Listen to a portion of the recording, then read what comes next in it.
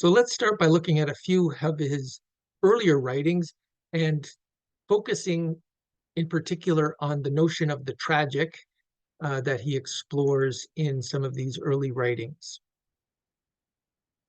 So originally, earlier in the 19th century and the late 18th century, um, the scholars would see in the Greeks um, positive, superficial uh, notion of truth. They would see Greek sculpture, Greek philosophy as pointing to a very kind of transparent truth that is there, that is available, celebrating beauty, and that this, as I said, is in some ways superficial because it seems to avoid some of the, let's say, the negative aspects of human existence. Um, Nietzsche says that this artistic kind of focus on beauty and harmony arises out of the fact that they knew much horror and ugliness. So he has I think, a pithy little line in the Gay Science, a work he wrote in 1882, a little bit later. The Greeks were superficial out of profundity.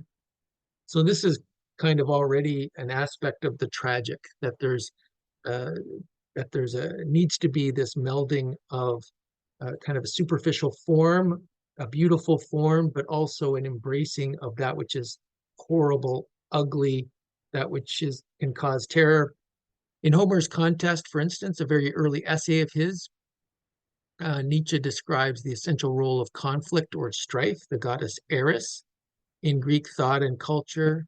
And he asserts that the serenity and rational calm of Greek art and culture arises as a result of channeling of this energy or this essential strife. So, a quote from that essay: "But what do we behold when, no longer led and protected by the hand of Homer, we stride back into the pre-Homeric world? Only night and terror and an imagination accustomed to the horrible. What kind of earthly existence do these revolting, terrible theogonic myths reflect? A life ruled only by the children of the night: strife, lust, deceit, old age, and death."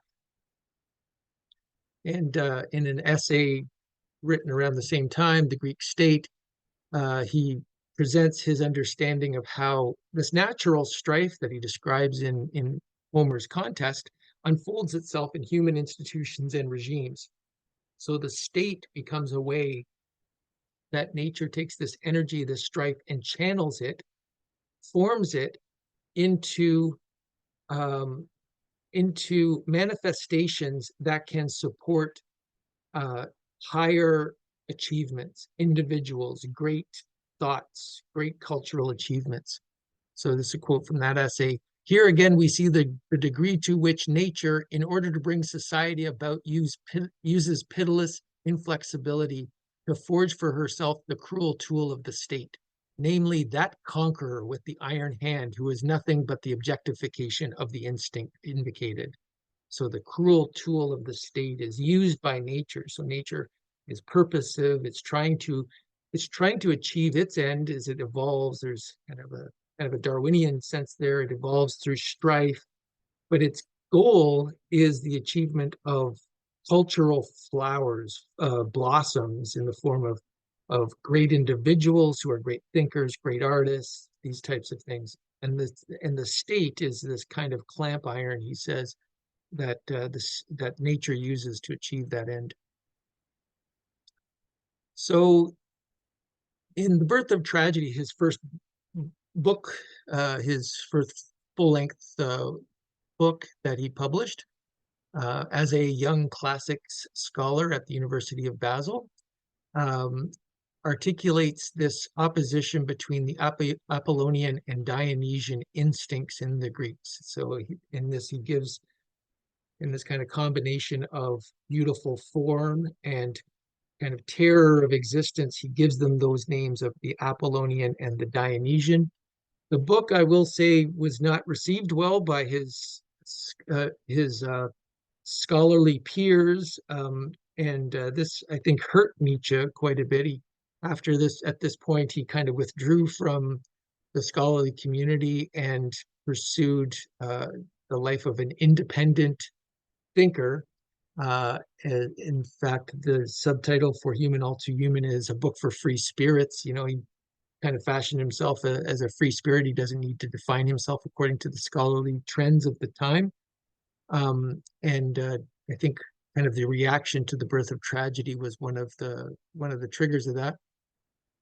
So for Nietzsche, the Apollonian underlay the plastic arts and the Dionysian underlay music. In fact, the first subtitle of the birth of tragedy was Out of the Spirit of Music. He then reissued it in 1886, so 14 years later, with the subtitle Or Hellenism and Pessimism. And there's a reason for that, as we'll see in relation to Socrates. So Nietzsche sees in the Apollonian the spirit of measure, moderation, reason, and the Dionysian as intoxication, loss of oneself, excess, union with the one.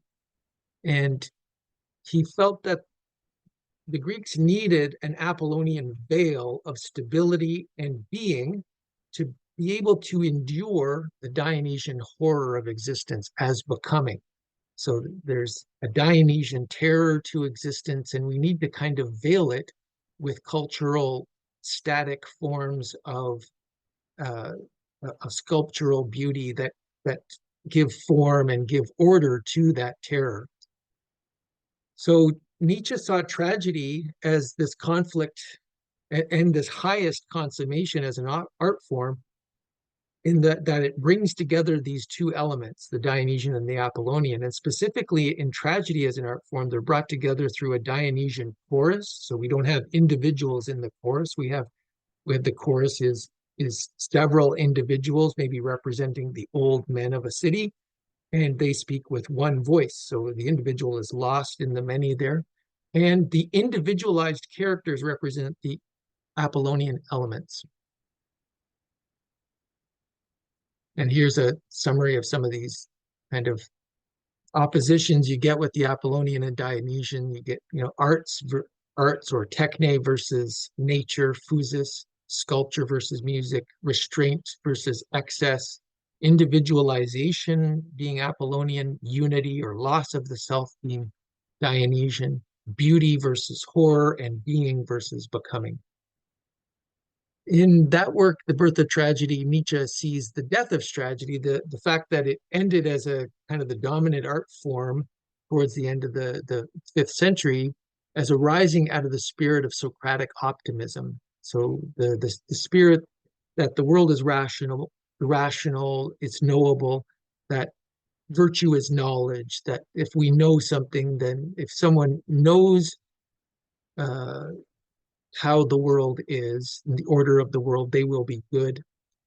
And Euripides' tragedy, according to Nietzsche, follows the rationality of Socratism, reducing the role of the chorus and making the representation more naturalistic. So the tragic age of the Greeks was a way of finding meaning and justifying the horror of man's existence. So for Nietzsche, all other philosophic or religious justifications of existence are otherworldly or transcendental. They reject the present life in favor of an other world, a Hinterwelt in German. And so the sufferings and insufficiencies of this world are justified in another. We see this in Platonism, we see this in Kantianism, Buddhism, Christianity. So all these philosophical religious systems are otherworldly and see the truth of things and the meaning of things in that other world. For the Greeks, there's a tragic affirmation of life as it is in this life. There's an affirmation of the horror of existence in this unity of the Apollonian and the Dionysian.